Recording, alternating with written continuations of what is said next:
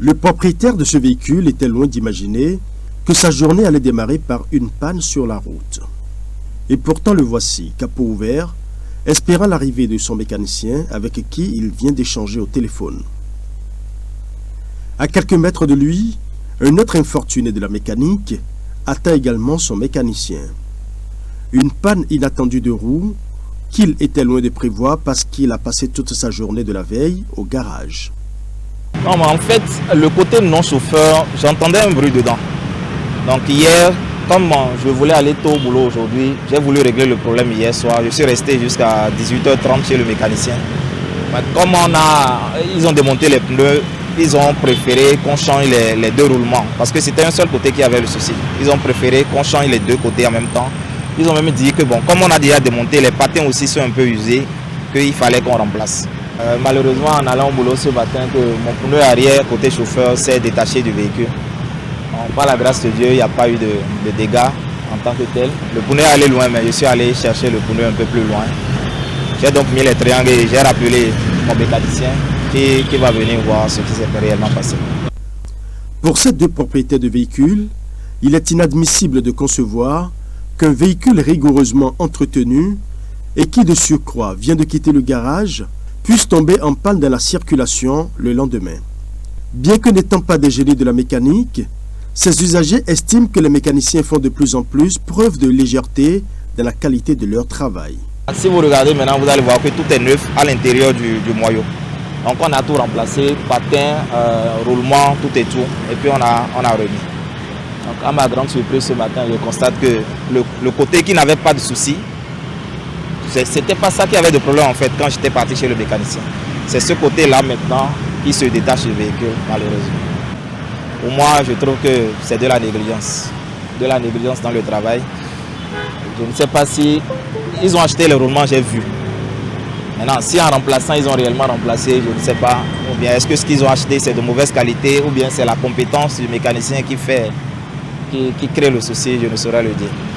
Entre légèreté des mécaniciens et caprice du véhicule, les usagers se retrouvent dans une profonde déception.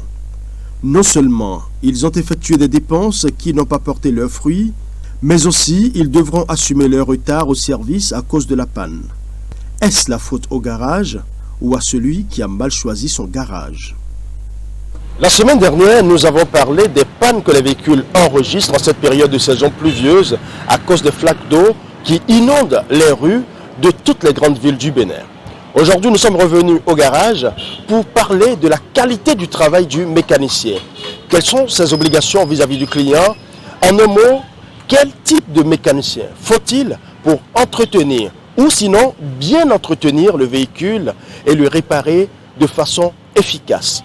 Et justement pour en parler, nous sommes avec notre mécanicien, notre partenaire, celui qui nous donne ces précisions. Ignace Tagwetan, bonjour. Bonjour le journaliste, comment vous allez? Bien, merci. Merci de nous accueillir une fois encore dans votre garage.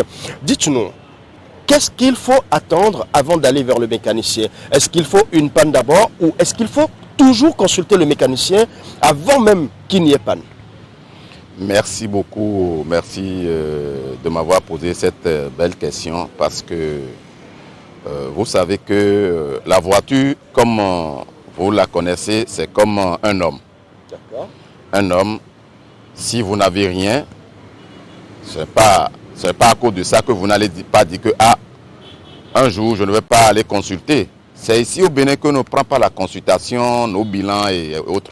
Sinon, en un an, tu dois faire un bilan. Un propre bilan. Mais en ce qui concerne la voiture, c'est que quand vous conduisez la voiture, comme je vous l'ai dit la fois passée, quand vous conduisez la voiture a toujours des usures. Si ce n'est pas la plaquette, si ça serait le pneu, ça serait le moteur, ça serait le disque d'embrayage, ça serait un peu de tout, les courroies motrices, tout et tout. C'est un assemblage de pièces. Donc à chaque moment, même si vous n'avez pas, vous avez droit à se rendre, comme je vous l'ai dit, chez votre garagiste ou le concessionnaire pour vous consulter et tu fais le scannage. Là, quand tu fais le scannage en même temps, tu auras les petits pannes qui n'est même pas encore signalés au propriétaire. Là, directement, tu vas l'avertir. Ah, il y a ça, il y a ci, il y a ça. Ah, ça là est déjà en train. Ta pompe essence est déjà en défaillance. parce que la pression ne vient pas bien. Mais comme ça ne t'est pas signalé, ainsi de suite, tu as des petites pannes et tu fais. Le courroie, quand tu ouvres le moteur, le courroie c'est visuel, ça se voit. Si ça a un problème, ton courroie a commencé par le faire. Et le propriétaire prendra au moins quelques jours, 2 à 3 jours, et il fait le programme et il revient et tu le travailles tranquillement. Vous avez bien fait de dire qu'il faut venir consulter, faire entretenir son véhicule, même quand on ne sent rien. Le véritable problème est que parfois des usagers constatent des pannes ou des défaillances au niveau de leur moteur ou du véhicule en général. Ils vont chez le mécanicien, ils dépensent de l'argent, mais ils n'ont pas satisfaction. Est-ce que c'est le problème du mécanicien ou c'est juste des caprices de moteur? Ah oui, ça c'est un point très délicat que tu as touché, hein. C'est un point très délicat.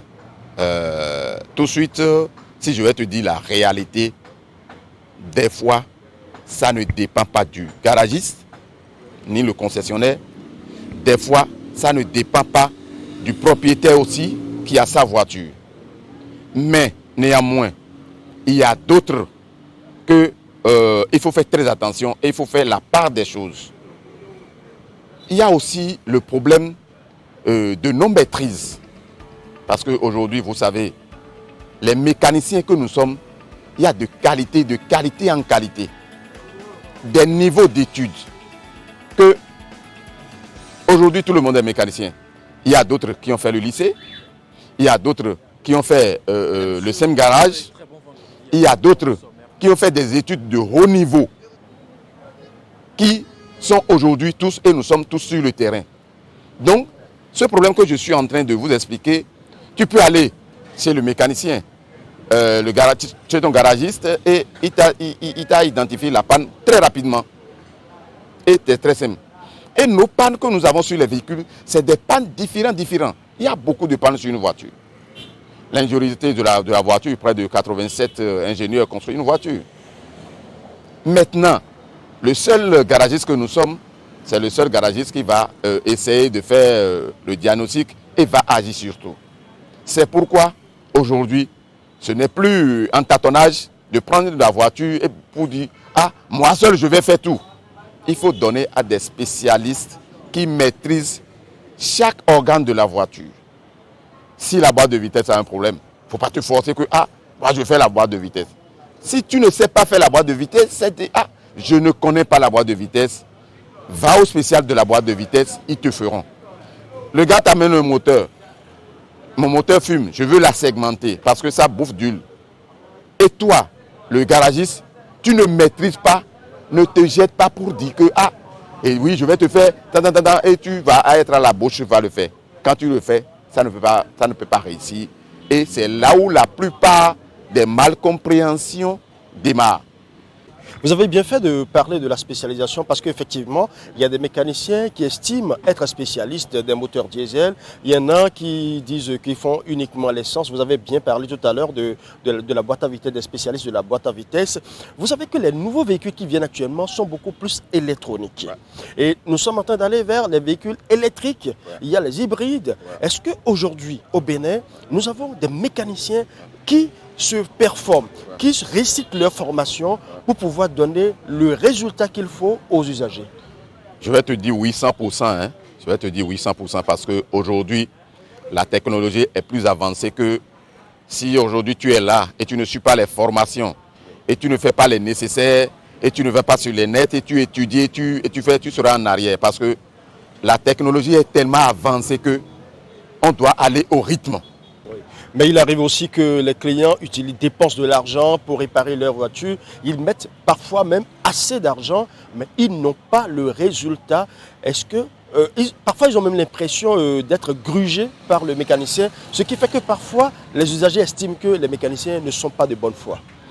Voilà, merci beaucoup. Ça c'est un sujet très pertinent, très pertinent. Et aujourd'hui, je pense que la plupart des mécaniciens sont commencés par être conscients de cette situation.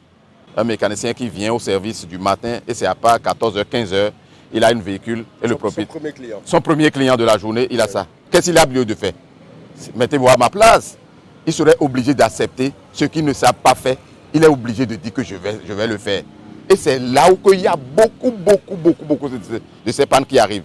Tu ne maîtrises pas la boîte de vitesse. On t'a donné. Il vaut mieux de consulter celui qui maîtrise la boîte de vitesse et ils en feront. Mais tu ne maîtrises pas, tu dis oui, je vais le faire, on va changer l'huile, on va faire le fil, on va faire ci, et après ça, tu vas te perdre. Il y a aussi un autre cas. Quand la voiture est arrivée chez toi, tu es en train de chercher jusqu'à la fin de la panne, tu t'es retrouvé. Voilà que le propriétaire a déjà dépensé beaucoup d'argent avant que tu n'arrives à la panne. Le propriétaire, c'est l'argent, vous savez ce que l'argent dit aujourd'hui. Il va te dire, ah non, avec tant que j'avais dépensé. L'autre chose aussi, il a déjà dépensé. La voiture est livrée. Mais peu de temps, ils reviennent encore avec la même panne.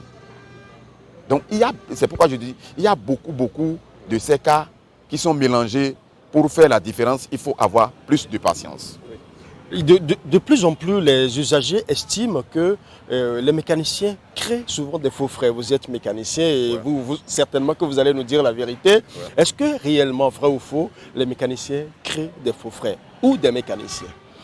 Bon, ça là, je suis mécanicien et je ne peux pas trop en dire le contraire. Hein. Et les faux frais que nous disons, je pense que dans notre interview, j'ai déjà expliqué beaucoup de choses qui sont dans les faux frais, par exemple. Je dis, tu ne maîtrises pas la chose, on t'amène, tu acceptes. C'est là où le premier mécanicien a fait l'erreur. Tu vas faire des choses que tu ne maîtrises pas. Tu vas faire des choses que tu ne connais pas. Mais le propriétaire, c'est lui qui sort de l'argent, ce n'est pas le mécanicien. Je vais acheter cette pièce là, je vais acheter là, je vais acheter là. Finalement, qu'est-ce que tu es devenu? Tu as dépensé de l'argent, tu n'as pas trouvé de satisfaction. Ce n'est pas en fait, les mécaniciens veulent gruger le propriétaire volontairement des fois avant de griller. Ils sont en train de faire jusqu'à ça ne marche pas, finalement. Le propriétaire, il dépense énorme. Il se remet, ah mais, comment? Ceux-là m'ont dit que je fais à 100 000, mais je suis refait déjà à 150 000, je ne trouve pas de satisfaction. Et c'est quand ils quittent là pour aller chez un autre mécanicien, fautif que nous sommes aussi, l'autre mécanicien qui va réparer très simplement. Voilà. Monsieur Dagbeto, vous êtes dans le métier depuis plusieurs dizaines d'années. Comment est-ce qu'aujourd'hui, pour les téléspectateurs qui nous regardent actuellement, comment est-ce que l'usager, celui qui est propriétaire de son véhicule ou le chauffeur à qui on a confié un véhicule, comment est-ce qu'il peut identifier un mécanicien sérieux ou un mécanicien qui n'est pas sérieux? Merci beaucoup. Identifier un mécanicien sérieux, un mécanicien non sérieux, je pense que c'est très simple. Ce n'est pas quelque chose qui est compliqué. D'accord. Quand le mécanicien est sérieux, tu vas chez lui, tu vas remarquer. Premier aspect. Comment est-ce qu'on remarque? Voilà. Supposons que vous êtes ici avec moi maintenant. Oui. Quand vous êtes arrivé, il y a plein de véhicules que je répare. Il y a plein de véhicules. Si je ne savais pas faire quelque chose, les gens n'auront pas la confiance de venir et de revenir chez moi. Mais tu vas chez un mécanicien, tu trouves une, deux voitures et pendant des années, et il est là, je pense qu'il y a quelque chose qui ne va pas. Aujourd'hui, quand tu vas chez le mécanicien, ça dépend des outillages. Le mécanicien prend son scanner et il scanne ta voiture. Tu as amené la voiture au garage, tu as dit que j'ai des ratés, j'ai des coups sur la route. Mais il ne faut pas commencer aujourd'hui, à l'ère qu'on est maintenant, de dire on va voir bougie, on va voir pompe essence, on va voir injecteur. Non. Tu mets le scanner sur ta voiture. Même si tu n'as pas le scanner, un garagiste, si au moment où tu n'as pas de... Il y a plein de centres qui ont du scannage. Tu vas scanner la voiture pour pouvoir savoir si c'est un mot de tête, si c'est son pied, si c'est un mot de ventre. Là, tu vas identifier la panne de la voiture. Ouais. Merci à vous, Ignace Dagbeto. Merci pour tous ces conseils. Eh bien, chers amis téléspectateurs, retrouvez-nous toujours en première diffusion tous les vendredis, juste après Actu Matin. Et vous pouvez également suivre la rediffusion après les grandes éditions de 11h, de 13h, de 16h, de 19h30 et de 22h30. Vous pouvez également suivre encore votre émission le samedi en boucle toute la journée. Il faut toujours rouler prudemment sur la route puisque la route se partage. Eh bien, notre émission de ce jour, c'est terminé. On se retrouve très bientôt. Portez-vous bien.